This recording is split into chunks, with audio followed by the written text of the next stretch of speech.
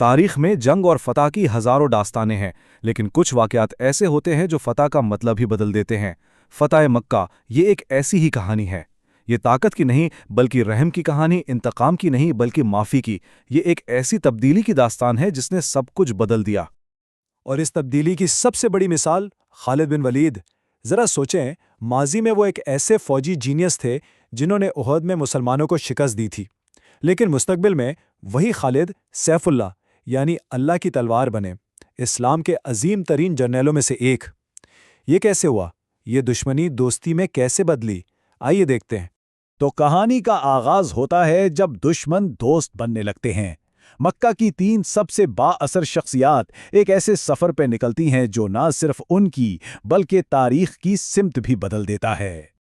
اور یہ کوئی عام لوگ نہیں تھے۔ خالد بن ولید، جنہوں نے احد کی جنگ میں مسلمانوں کے خلاف قریش کی قیادت کی، عمرو بن العاص، جو مسلمانوں کا پیچھا کرتے ہوئے حبشہ تک جا پہنچے تاکہ انہیں زبردستی واپس لایا جا سکے، اور عثمان بن طلحہ، جن کے خاندان کے کئی لوگ احد میں مسلمانوں سے لڑتے ہوئے مارے گئے تھے۔ مطلب ان کی مخالفت بہت گہری اور ذاتی تھی۔ لیکن پھر ایک غیر متوقع ملاقات میں سب کچھ بدل جاتا ہے۔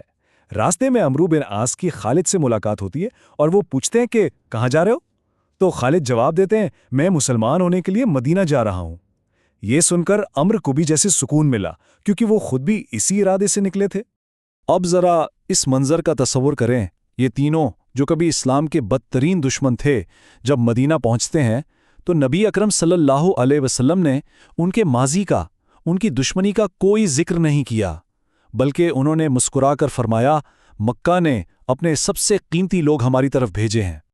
اور بات صرف معافی پر ختم نہیں ہوئی۔ خالد کو ایک بہت بڑا اعزاز دیا گیا۔ ان کی فوجی مہارت اور بہادری کو دیکھتے ہوئے نبی اکرم صلی اللہ علیہ وآلہ وسلم نے انہیں سیف اللہ یعنی اللہ کی تلوار کا لقب دیا۔ یہ اس بات کا اشارہ تھا کہ ان کا مستقبل اسلام کے دفاع میں کتنا اہم ہونے والا ہے۔ تو یہ تو تھے نئے اتحادی، لیکن مکہ کی فتح کا اصل محرک کیا بنا؟ وہ تھا ایک ٹوٹا ہوا وعدہ۔ حدیبیہ کے معاہدے کی خلاف ورزی نے اس عظیم فتح کے لیے میدان تیار کیا۔ آپ کو پتہ ہے، حدیبیہ کا معاہدہ جب ہوا تو بظاہر یہ مسلمانوں کے لیے ایک شکست تھی، لیکن اس کے نتائج حیران کن تھے۔ اس معاہدے کے بعد صرف 1 سال میں جتنے لوگوں نے اسلام قبول کیا وہ پچھلے 19 سالوں کی کل تعداد سے بھی زیادہ تھے۔ تو یہ امن معاہدہ ٹوٹا کیسے؟ بہت سادہ طریقے سے۔ پہلے 10 سال کے لیے امن قائم ہوا، پھر قریش کے اتحادیوں نے مسلمانوں کے اتحادیوں پر حملہ کر دیا، اس سے معاہدہ ٹوٹ گیا، اور آخر میں قریش نے جب دوبارہ مذاکرات کی کوشش کی تو وہ ناکام ہو گئے۔ معاہدہ ٹوٹنے کے بعد اب کوئی اور راستہ نہیں تھا۔ مسلمانوں نے اس وقت کی سب سے بڑی فوج تیار کی، 10,000 کا ایک لشکر جو انتہائی خاموشی اور رازداری کے ساتھ مکہ کی طرف روانہ ہوا۔ 10,000 اس زمانے کے لحاظ سے یہ ایک بہت بڑی تعداد تھی۔ یہ مسلمانوں کی بڑھتی ہوئی طاقت اور ان کے اتحاد کی ایک واضح علامت تھی۔ لیکن اس پوری مہم کا مقصد خون ریزی سے بچنا تھا۔ نبی اکرم صلی اللہ علیہ وسلم کی دعا بھی یہی تھی، اے اللہ، قریش کے جاسوسوں اور مخبروں کو ہم سے بے خبر رکھ، یہاں تک کہ ہم اچانک ان کی سرزمین پر پہنچ جائیں۔ مکہ کے قریب مر زہران کے مقام پر پڑاؤ ڈالنے کے بعد ایک شاندار نفسیاتی حربہ استعمال کیا گیا۔ مسلمانوں کو حکم دیا گیا کہ وہ ضرورت سے کہیں زیادہ آگ جلائیں۔ اس سے ان کی تعداد اصل سے بھی کہیں زیادہ لگی اور مکہ والوں کے دلوں پر ایک ہیبت طاری ہو گئی۔ لیکن مقصد ڈرانا نہیں تھا، بلکہ بغیر لڑائی کے ہتھیار ڈلوانا تھا۔ اسی لیے 3 اعلانات کیے گئے۔ جو ابو سفیان کے گھر میں داخل ہو جائے وہ محفوظ ہے، جو اپنے گھر کا دروازہ بند کر لے وہ بھی محفوظ ہے، اور جو مسجد حرام میں پناہ لے وہ بھی محفوظ ہے۔ اور پھر وہ لمحہ آ ہی گیا، فتح کا لمحہ۔ لیکن یہ تکبر کے ساتھ شہر میں داخل ہونے کا وقت نہیں تھا، بلکہ شکر گزاری کا وقت تھا۔ اور یہ منظر اس بات کی بہترین عکاسی کرتا ہے۔ نبی اکرم صلی اللہ علیہ وآلہ وسلم مکہ میں اس حال میں داخل ہوئے کہ ان کا سر عاجزی سے اتنا جھکا ہوا تھا کہ ان کی پیشانی تقریباً ان کے اونٹ کی پشت کو چھو رہی تھی۔ یہ اس بات کا کھلا اقرار تھا کہ یہ فتح صرف اور صرف اللہ کی طرف سے ہے۔ اس وقت خانہ کعبہ جو توحید کا مرکز تھا، شرک کا گڑھ بنا ہوا تھا۔ اس کے اندر اور ارد گرد 360 بت نصب تھے۔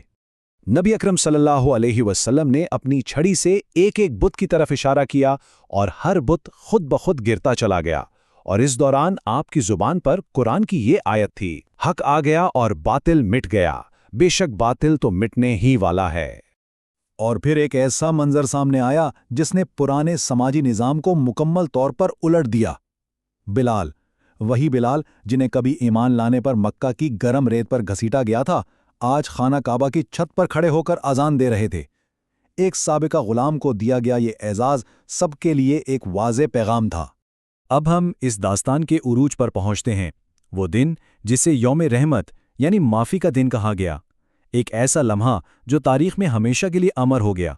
نبی اکرم صلی اللہ علیہ وسلم نے ان سب لوگوں کو جمع کیا جنہوں نے 20 سال سے زیادہ ان پر ظلم کیا تھا، انہیں گھر سے نکالا تھا، ان کے ساتھیوں کو شہید کیا تھا، اور ان سے پوچھا، اے قریش کے لوگوں، تم کیا سوچتے ہو کہ میں اب تمہارے ساتھ کیا سلوک کروں گا؟ ان کے پاس بدلہ لینے کی پوری طاقت تھی، سب کے سر جھکے ہوئے تھے، لیکن جواب انتقام نہیں تھا، جواب تھا، جاؤ تم سب آزاد ہو۔ یہ تاریخ کی ایک بے مثال رحمت تھی، سزا دینے کی پوری طاقت رکھتے ہوئے بھی معاف کرنے کا انتخاب کیا گیا۔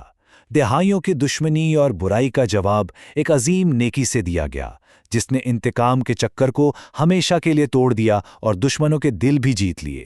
آخر میں اس فتح کا اصل جوہر طاقت نہیں بلکہ عاجزی تھی۔ جب ایک شخص ان کے سامنے خوف سے کانپنے لگا تو نبی اکرم صلی اللہ علیہ وسلم نے فرمایا، پرسکون ہو جاؤ، میں کوئی بادشاہ نہیں ہوں، میں تو بس ایک ایسی عورت کا بیٹا ہوں جو سوکھا گوشت کھایا کرتی تھی۔ یہی اس فتح کی روح تھی، طاقت سے نہیں بلکہ رحم اور عاجزی سے حاصل کی گئی فتح۔